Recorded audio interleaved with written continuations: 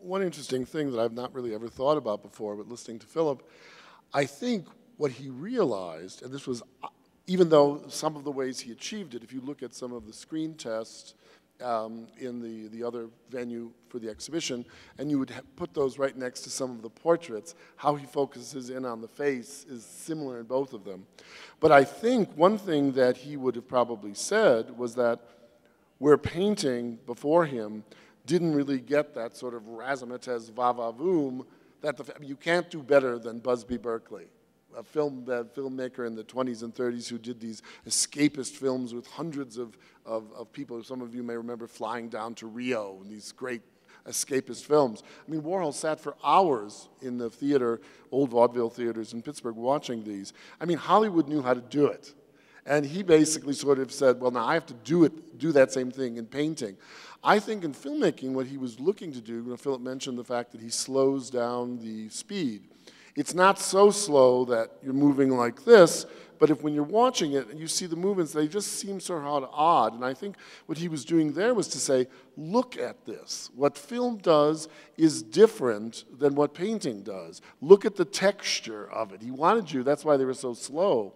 Or in the case of Empire or Blowjob, I mean, you never see anything below the neck of the fellow in Blowjob. You don't know if someone is giving him oral sex or not. But you put all of your views, if you've ever encountered that sexual act or thought about it or wanted to be involved in it in another role, is the man acting? Or is he responding to something happening physical? And we all sort of know in these books about people who have sex and they say, oh, it's so fabulous, when in fact they tell their psychiatrist, oh, my husband or my wife never pleasures me.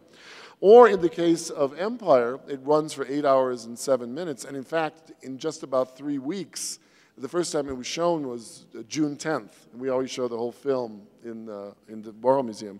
But what's interesting about it, people say, oh, isn't that stupid? Warhol put this camera out his window looking at the Empire State Building. But if you would see that film cut down, like just for three minutes, what he did was exactly, and this goes back to what I said about his knowledge of early art history, he was doing exactly what Claude Monet was doing when he painted the facade of Rouen Cathedral, or the haystacks when he showed them in early morning light, in high sunlight, crepuscule, and then in darkness. That's exactly what Warhol was doing in film. So you can say, hey, I'm art historical, but also, isn't it interesting what film can do? And then when you watch Empire, and I've never watched it 8 hours, 7 minutes long, but when a bird flies by, it's sort of, woo! I mean, it's so dramatic.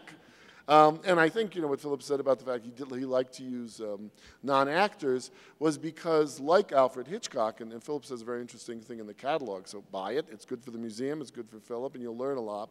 But like Hitchcock used to say, I like dumb actors. I just want them to, I tell them, walk there and count. 1, 2, 3, ah! 1, 2, 3, ah! And so too, what's the guy's name, the theater director in New York? It was Robert Wilson, the same thing. He liked to be the master. I'll tell you what to do. And in fact, in some of the films, people would be sitting there in the studio, and they'd say, what are you supposed to do, Andy? There's no script. And he'd say, oh, just act. And then the way he would get people to act, he would say to one of the actors, Gerard Malanga, who was ostensibly very studly and heterosexual, but was known to have a lot of homosexual liaisons, and they'd be sitting there and he'd say from behind the camera, Gerard, you really like to have sex with men, don't you? And Gerard would get very mad, and then it would get very animated. So it was like that master director getting people to do things spontaneously when they didn't know what was coming.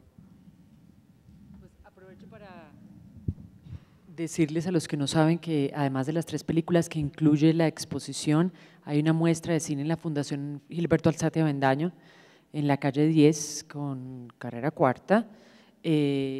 Hay un catálogo para la venta y hay también en la página web, los invito a que visiten la página web www.labla.org,